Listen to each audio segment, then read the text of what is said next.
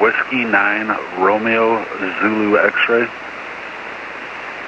Roger, and what's the name there? Name here is Jeff. Roger, Jeff. Where are you located, sir?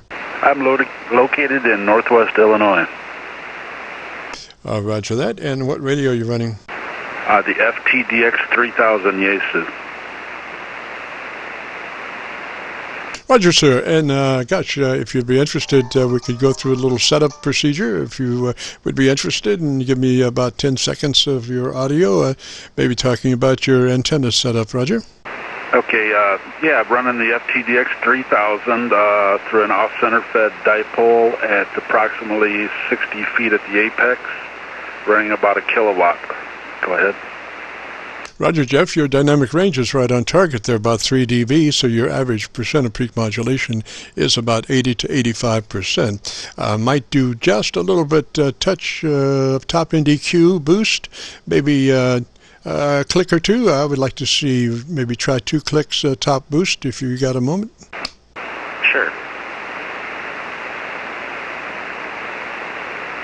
I'm set at 2,500 hertz on the EQ3 frequency with a plus 10 level and a bandwidth of 3. Roger. How far can you move that up to 27 or so? No, it's minus 10 to plus 10, and it's at plus 10 right now. I'm sorry, but yes, your hinge frequency. Can you move your hinge frequency up a little bit higher? Sure. About 2027, if you could. Okay, that's at 27 there. Yes, sir. That is a better for articulation. It's not, a big expansive frequencies as far as moving up, but it is approaching the typical syllabic range, which is usually between 4 and 6 kc. And although, our bandpass, we can't quite get there. And I'm assuming that you're in the 100 to 2900 mode of bandpass? Yes, sir. Yeah, that's the only way to run the radio there, because when you go to lesser bandpass modes, you start losing the top end as you lose the bottom end. But we can always take care of the bottom end through EQ, but we can't adjust that top end if we're in a lesser bandpass than 100 to 2900. So I just recommend, that you run that bandpass only, because there's no reason to compromise. Okay, very good. Is the overall EQing sound all right on your end?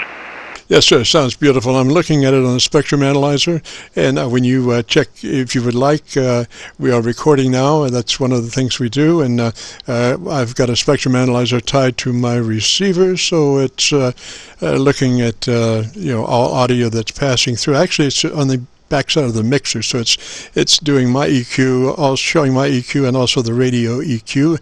I'm running a FT990, which is an older radio, but it's pretty highly modified coming and going. So its bandpass is down to 100 cycles on the audio. Roger? Oh, very good. Well, I've heard you in it before, and I've been listening. I've set the processor level and the mic gain level and all that as per listening to you. And I just got the new microphone. I was just curious if the EQing was pretty close. Oh, yeah. So what I'm saying is, if you would like to go to YouTube and do a call letter search for KC9VKV, followed by today's date, 12/4/20, that will take you directly to this recording, and you'll be able to see your audio displayed on the spectrum analyzer. Roger? Okay, very good. All right, well, that's about all I have. If you'd like to help somebody else out, go right ahead. Roger, Jeff. Just in the way of explanation, on the spectrum analyzer, there are 3 white marks, white hashes on the spectrum analyzer. The one furthest to the left is 100 cycles. And as you come to the right, the first one to the right that you hit is 1 kc. Then there's a blank space, which is 2 kc. And the second white mark after that is 4 kc, just in way of being able to see what the spectrum analyzer is doing. Roger? Okay. I appreciate that information. Roger. Jeff, well, 73 to you, sir. Thanks for checking in. You have a great afternoon, beautiful weekend. If you get a chance, join us next Friday. Roger. Okay, very good, and thank you. 73 from Whiskey 9 Romeo Zulu X-Ray. Roger, Jeff, 73. This is KC9VKV, the Friday afternoon Qso-Vlog net. If you've got a radio you want to check out, give me a shout.